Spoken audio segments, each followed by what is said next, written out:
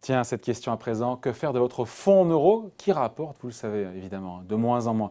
Réponse avec Philippe Crevel. Bonjour Philippe. Bonjour. Fondateur du Cercle de l'épargne, le fonds en euros, les Français en raffolent évidemment sur les 30-40 millions de contrats.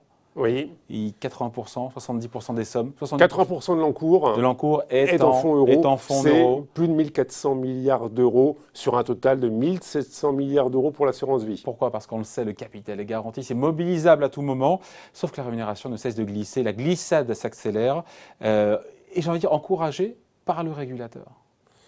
Et oui, nous sommes en période de taux bas, historiquement bas. L'État français s'est endetté à 10 ans en taux négatif cette année 2019. Donc, par définition, les rendements des fonds euros qui ont à l'intérieur du portefeuille des obligations de l'État français, pas seulement celles émises cette année, celles émises il y a plusieurs années qui rapportaient plus. Voilà, mais le phénomène donc passé en train de s'estomper au fur et à mesure de leur arrivée à terme, ces fameuses obligations qui rapportaient de 3-4%. Et donc, c'est vrai qu'il faut réinvestir. Bien sûr. On a investi il y a 5 ans, 7 ans à 3-4%, et maintenant, quand l'obligation arrive à échéance, on est à moins 0 et quelque chose. On réinvestit, on replace quand quelque chose qui coûte de l'argent. Donc on a bénéficié jusqu'à maintenant de l'effet d'inertie, on va dire, des fonds euros. Mais cet effet d'inertie est en train de disparaître. Donc, par définition, on va vers plusieurs années, voire de nombreuses années, avec des rendements faibles, voire très faibles. Faible, c'est quoi? Il faut se dire que dans les 5 prochaines années, on va tendre vers 1% en moyenne.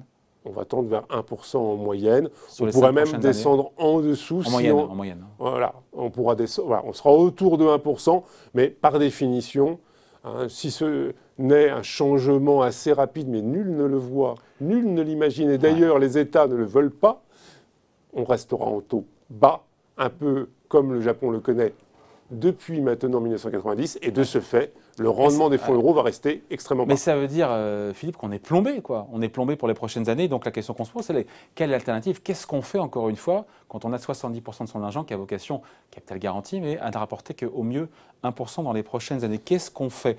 On ne bouge pas, mais si on ne bouge pas, on acte le délitement du rendement de son épargne. Alors, tout dépend, en fait, de ce que souhaitent les épargnants en tant que tels. Aujourd'hui, les Français veulent en majorité de la sécurité et de la liquidité. Et donc ils ne bougent pas. Donc on ne bouge pas alors. Une grande partie, une partie non négligeable, ne bougera pas suite à la baisse des fonds euros. Mais on l'a constaté avec le livret A. Le livret A, 0,75% et qui pourrait passer à 0,5%. Il y a eu une décollecte de quelques mois après le passage de 1 à 0,75%, mais depuis, jamais le livret A a enregistré un encours aussi élevé. Donc je pense sur le fonds euro, oui, au moment où les annonces vont se faire à 1% de rendement, on va se dire, c'est pas grave. On va tousser, etc. Est-ce qu'il va y avoir un peu plus d'unités de compte, un peu plus de prise de risque? Oui, évidemment. Mais à la marge. Mais à la marge. Il n'y aura pas une vague, un transfert massif des fonds euros vers les unités de compte, vers des produits plus à risque, mais à rendement plus élevé.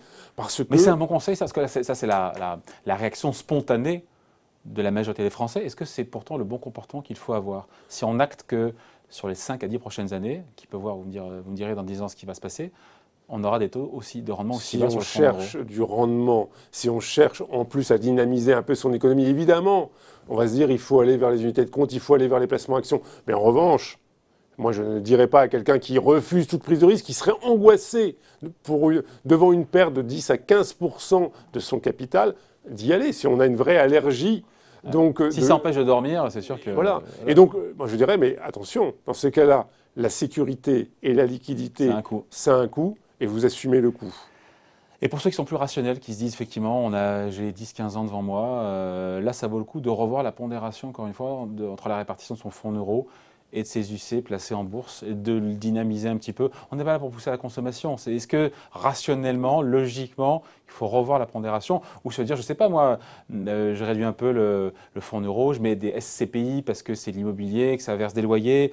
Je ne sais pas moi, je mets des ETF sur le CAC 40 parce que c'est moins chargé en frais, des fonds structurés en actions parce qu'il y a une protection du capital. Je sais pas, est-ce qu'on reste les bras ballants ou on se bouge un peu le derrière? Il faut voir qu'on a aujourd'hui, grâce à l'industrie financière, une multitude, et d'ailleurs peut-être trop, de produits disponibles. Le mieux est l'ennemi du bien. Oui, qui permet de répondre à, on va dire, quasiment tous les besoins des épargnants. On peut avoir en unité de compte des produits, on va dire, avec une sécurité relativement forte. On peut avoir des produits, évidemment, avec un rendement potentiel très élevé, mais avec une prise de risque. Et on a toutes les graduations possibles, La prise de risque, imaginables. c'est de se dire, effectivement, en 2018, le CAC 40, il a perdu 10%. Et en 2019, on a gagné 25. C'est accepté que sur 2018, oh là là, sur ma part qui est en UC, en bourse, j'ai perdu 15. Mais la celle d'après, j'ai gagné 25. Et donc, au final, je suis gagnant. Voilà, tout à fait. Et aujourd'hui, on a toutes les possibilités. On prend la pierre, on prend les SCPI. C'est vrai que les SCPI offrent un rendement qui se situe autour de 4,5% à l'heure actuelle. Il faut simplement indiquer, mentionner, que celui qui prend une SCPI va supporter des frais supérieurs à une unité de compte, action, parce que derrière, ce sont des frais, ce qu'on appelle les frais de notaire, mais qui sont des impôts, en fait. Pas seulement, il y a les frais de notaire, les impôts, il y a aussi les frais du produit. Produit, bon. Mais ça signifie qu'il faut avoir un horizon qui n'est pas l'immédiateté, mais qui est de 4, 5, 6 ans. Pour amortir ces frais qu'on a au départ. Tout à fait. En plus, maintenant, il y a des offres, justement, où on a un peu limité les frais techniques.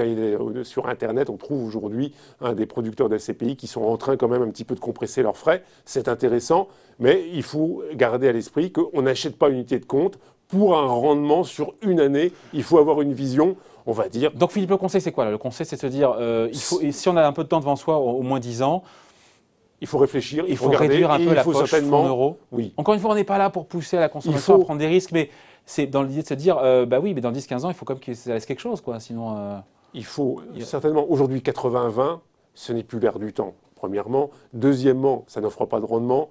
Si on a de l'horizon 10-15 ans, par exemple... 60-40, c'est quoi? C'est bien? C'est bien, oui. 60-40, on a une majorité qui 60% de fonds en euros, donc. Voilà, qui est assurée, qui permet d'avoir sa poche, certains, pour pouvoir puiser dedans si on a un problème, s'il faut changer de voiture, s'il faut faire une grosse réparation sur sa maison, on a de l'argent sûr. Et sur les 40, on met quoi? On met de la SCPI, on met des ETF sur le CAC 40, on met des produits structurés. Alors moi, je ne suis pas pour la multiplication des lignes, parce que plus on met des lignes... On diversifie. Voilà, certes, on diversifie, mais pas trop. Parce que quand il y a un très grand nombre, on s'y perd, on ne sait plus, et on perd le contrôle de ses produits. Et on paie beaucoup de frais quand on fait les arbitrages. J'en ai donné 3. Voilà, oui, c'est vrai. Non, mais après, Après, il faut diversifier, évidemment. Il ne faut pas tout mettre sur un seul type de produit ou sur une seule action ou une seule unité de compte. Il faut diversifier. Et il faut, autre conseil, savoir rentrer progressivement et dégager ses plus-values. Avec son conseiller, il faut savoir à un moment donné dire, tiens, là j'ai gagné 20, 25%, 30%. Peut-être que c'est le bon moment de vendre, d'en sécuriser une partie. Il faut avoir en fait la logique de faire des allers-retours entre son fonds euro et ses unités de compte. Je sécurise mes gains en unités de compte sur mon fonds en euros. Oui. Par exemple, j'ai gagné 30 ou 40% une année sur une unité de compte. Je me dis, tiens, ça c'est pas mal. Je la revends. Je vais en sécuriser une partie que je mets sur mon fonds euro et je vais réinvestir sur de nouvelles unités de compte qui ont un potentiel d'augmentation. Il faut avoir une vision dynamique et savoir engranger ses plus-values et ne pas être passif devant ses plus-values. Et c'est pas évident, parce que vous vous dites, on a fait 30 à 40%, si je les vends... Chic. Voilà. Est-ce que demain, ça n'aurait pas été mieux? Il faut prendre le risque, là aussi, de dire, je fais l'arbitrage, je prends mes plus-values et je sécurise une partie, je réinvestis. Le bon conseil, en tout cas, c'est de ne pas opter pour le statu quo. Encore une fois, de ne pas se dire, eh ben, j'acte, ok, j'ai 80% de mon assurance vie ou 75% qui est en fonds en euros, eh ben, ça ne rapportera pas grand-chose, mais tant pis, voilà. Il faut se poser des questions, se dire, bah, tiens, voilà, être un peu plus dynamique. Il faut savoir gérer son épargne de manière moderne. Il faut, premièrement, ne pas avoir peur à la fois de son conseiller ou de faire soi-même ses arbitrages si on a un peu de temps. Il faut avoir une vision extrêmement dynamique de son épargne, parce que l'épargne, c'est en fait le miroir de l'économie.